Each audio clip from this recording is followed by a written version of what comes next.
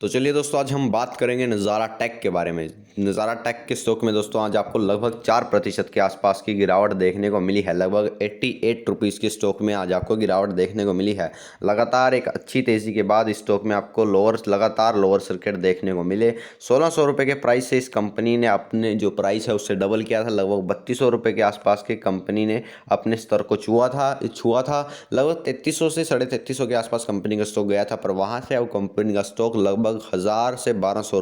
रुपये कंपनी का स्टॉक गिर चुका है। यहाँ पर आप देख सकते हैं, जब मार्केट में ओपनिंग हुई तो कंपनी के स्टॉक ने एक गैप डाउन ओपनिंग दी। यहाँ पर आप देख सकते हैं तो कंपनी के स्टॉक ने वहीं पर अपना स्टॉक घूमता रहा, कंपनी का स्टॉक वहीं पर ही ट्रेडिंग करता रहा। पर आपने देखा कि बीच में कंपनी के स्टॉक ने एक अच्छे अप मूव लिया था, पर कंपनी के आगे बुल स्टिक नहीं पाए, बियर के आगे बुल स्टिक नहीं पाए और कंपनी में धड़ाम से एक अच्छी गिरावट आपको देखने को मिली। तो अगर आप इस स्टॉक में इन्वेस्टेड हैं फॉर लॉन्ग टर्म, तो तब दोस्तों आपको इस स्टॉक में घबराने की बिल्कुल भी आवश्यकता नहीं है, क्योंकि कंपनी एक बहुत ही शानदार कंपनी है। देखिए, मैं आपको in the line in the way और आपको बिल्कुल टू द पॉइंट बात बताऊंगा, क्योंकि फिर देखिए आप कमेंट बॉक्स में लिखेंगे कि मुझे समझ में नहीं आया, आपने बोला क्या है। मैं आपको देखिए बात बताऊंगा कि कंपनी के स्टॉक में देखिए आपको देखिए, अगर आप एक ट्रेडर हैं तब आप देखिए, जिन्होंने ये स्टॉक फ्यूचर एंड ऑप्शन में खरीदा है या जिन्होंने भी ये stock trading point of view से खरीदा है, उनके लिए कैश इनके लिए मुझे ऐसा लगता है ये थोड़ी दिक्कत की बात है, क्योंकि ट्रेडर के जो माइंडसेट होता है उसे ऐसा लगता है कि मेरा पैसा कहीं पर भी फंसना नहीं चाहिए, मेरा पैसा एकदम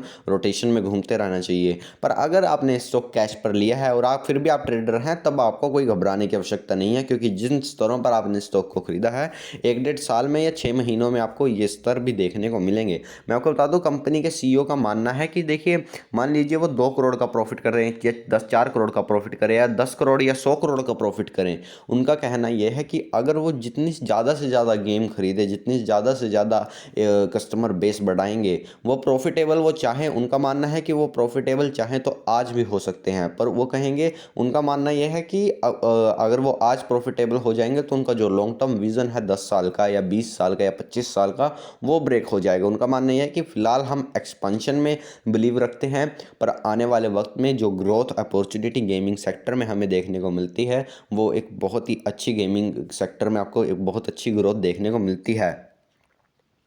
तो फिलहाल कंपनी का एक्सपांशन में बिलीव है, कंपनी के जो खर्चे हैं वो अभी फ़िलहाल ज़्यादा हैं। कंपनी ज़्यादा से ज़्यादा गेम्स को एक्वायर करना चाहती है, ज़्यादा से ज़्यादा कस्टमर बेस बढ़ाना चाहती है, ताकि कंपनी में आने वाले वक्त में आपको प्रॉफिट में एक अच्छी खासी बढ़ोतरी देखने को मिले। देखिए, अगर आपने मोमेंटम देखिए, कंपनी के स्टॉक में अब तेज़ी क्यों आई थी। कंपनी में जब फंड रेस किया था तो कंपनी के स्टॉक का प्राइस लगभग 1600-1700 के आसपास ट्रेड कर रहा था। पर जब न्यूज़ बाहर आई कि कंपनी ने फंड रेज किया है, वो भी लगभग प्रति शेयर के हिसाब से कंपनी ने लगभग 2200 रुपये के हिसाब से कंपनी के जो फंड रेजिंग की है, जिन्होंने स्टॉक के स्टेक खरीदे हैं, उन्होंने 2200 रुपये के आसपास के इस स्टॉक में स्टेक खरीदा है। तो जब मार्केट में इतनी पॉजिटिव न्यूज़ जाती है कि कंपनी का स्टॉक मार्केट में 2200 रुपये से नीचे लिस्टेड हो रहा है, और फिर भी कंपनी के जो प्रमोटर हैं उन्हें इतना भरोसा है कंपनी पर, कंपनी की ग्रोथ पर, तो इन तरह की आपको ग्रोथ अगर दिखती है किसी भी कंपनी में, किसी भी स्टॉक में,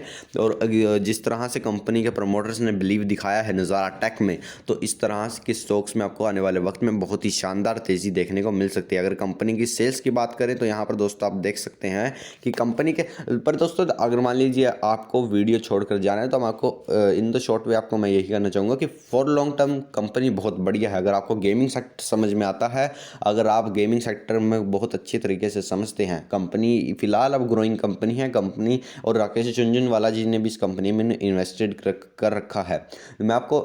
अगर आप वीडियो को छोड़कर जाना चाहते हैं, तो मैं आपको एक ही बात कहूँगा कि for long term company is best, पर फॉर ट्रेडर आपको थोड़ा वेट रखना पड़ेगा, थोड़ा पेशेंस रखना पड़ेगा। आपके जो जिन भी स्तरों पर आपने स्टॉक को खरीदा है, वही स्तर आपको आने वाले कुछ टाइम में आपको देखने को मिलेंगे। कंपनी की अगर सेल्स की बात करें तो मार्च 2021 के क्वार्टर में कंपनी की जो सेल्स 123 करोड़ के आसपास थी, वो लगभग 131 करोड़ के आसपास पहुंच चुकी थी।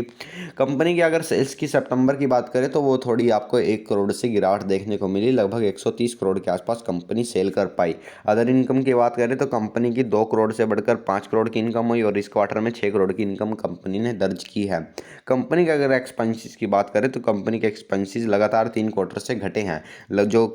इनके क्वार्टर मार्च 2021 में पिछले साल 114 करोड़ के हुआ करते थे, वो अब घटकर 106 करोड़ के हुए और फिर अब इनके इस क्वार्टर में 111 करोड़ के इनके अब खर्चे आए हैं। ऑपरेटिंग प्रॉफिट की बात करें तो कंपनी का ऑपरेटिंग प्रॉफिट जो मार्च 2021 में 12 करोड़ का था, वो जून 2021 में 30 करोड़ का हुआ और इस क्वार्टर में कंपनी का जो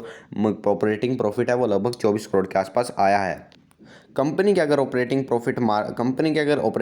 मार्जिन की बात करें तो जो लगभग 9% के आसपास थे मार्च 2021 में, वो बढ़कर 23 के आसपास चले गए और इस क्वार्टर में कंपनी के जो ऑपरेटिंग प्रॉफिट मार्जिन की परसेंटेज है उसमें आपको गिरावट देखने को मिली, लगभग 19% के आसपास कंपनी ने अपने जो ऑपरेटिंग प्रॉफिट मार्जिन को दर्ज किया इस क्वार्टर में। कंपनी के अगर प्रॉफिट बिफोर टैक्स की बात करें तो कंपनी का मार्च 2021 में लगभग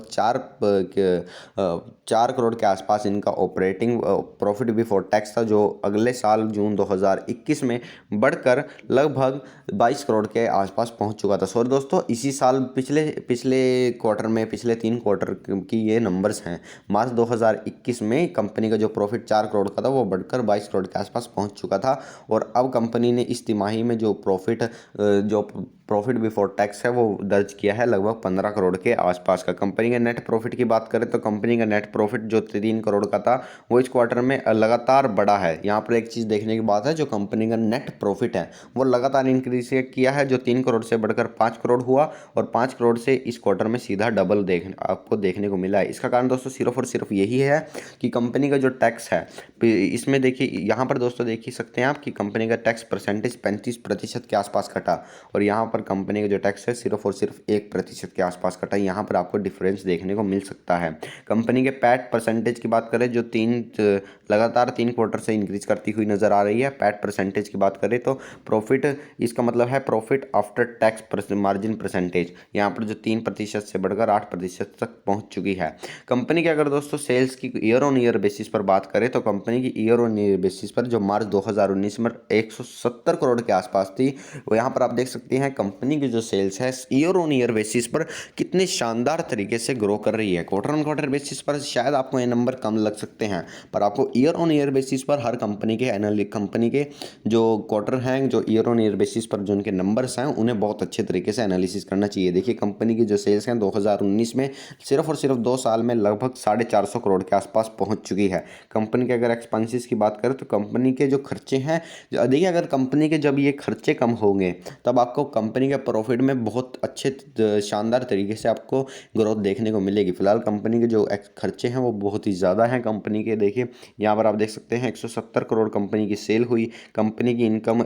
16 करोड़ की हुई, तो मतलब 186 करोड़ के आसपास कंपनी ने अर्न किया और कंपनी के खर्चे हो गए 160 करोड़ के, जिसमें आप लगा सकते हैं 26 करोड़ रुपए इन्हें बचे और यही इनका ऑपरेटिंग प्रॉफिट माना जा सकता है 26 करोड़ का।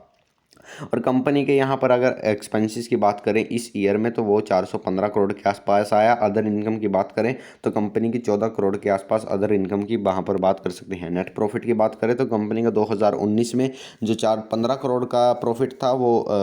अब घटकर लगभग 9 करोड़ के आसपास रह चुका है। देखिए मैं आपको अभी बोल रहा हूँ कि ग्रोइंग कंपनी में आपको नेट प्रॉफिट नहीं देखना है। ग्रोइंग कंपनी में आपको हमेशा एक चीज़ देखनी चाहिए कि कंपनी के आने वाले वक्त के टारगेट क्या है, कंपनी किस तरह से अपना एक्सपेंशन कर रही है। ग्रोइंग कंपनी में सिर्फ और सिर्फ आपको ये देखने कंपनी कितनी तेज़ी से अपनी सेल्स बढ़ा रही है, कंपनी के रेवेन्यू कितनी तेज़ी से बढ़ रहे हैं और कंपनी के आने वाले वक्त में कितने ज़्यादा कंपनी और एक्सपेंशन करने वाली है। यहाँ पर अगर कंपनी के प्रमोटर की बात करें तो कंपनी के पास सिर्फ और सिर्फ इंडियन प्रमोटर बहुत कम है, लगभग 20% के आसपास 20.7 के आसपास कंपनी के पास प्रमोटर है, 20% के आसपास। डीआईस की बात करें तो कंपनी एफआईस डीआईस की बात करें तो दोनों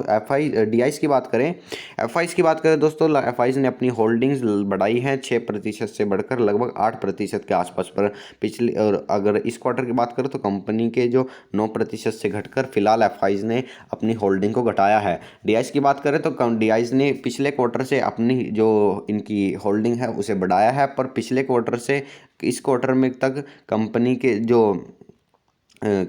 जो यहाँ पर 2019 में यहाँ पर डीआईज की जो होल्डिंग थी वो अब तक तो घटी है, यहाँ से 8% से घटकर 5% के आसपास कंपनी डीआईज की होल्डिंग है। बाकी अगर इनकी होल्डिंग्स की बात करें तो लगभग